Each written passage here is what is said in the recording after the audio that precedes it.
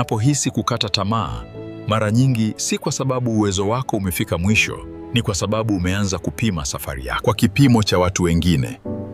Unapoanza kujiuliza, kwa nini si kama wao, unajiondoa kwenye nguvu yako halisi. Ukweli ni kwamba hakuna mtu mwingine mwenye hadithi yako, mapambano yako, wala njia yako ya kipekee ya kufika mafanikio. Kuna mtu aliwahi kusema kuwa kile unachokiona kwa wengine si ukomo wako, ni ushahidi kwamba inawezekana. Unapojilinganisha, unajenga shaka, lakini unapojitazama, unajenga imani. Safari yako haihitaji kuwa ya haraka kama ya mwingine.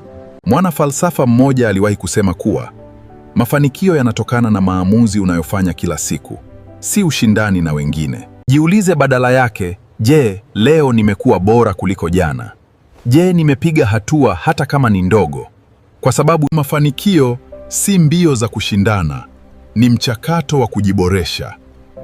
Ukiacha kujilinganisha, ndipo utaanza kuona uwezo wako halisi. Na hapo ndipo safari yako ya kweli inaanza.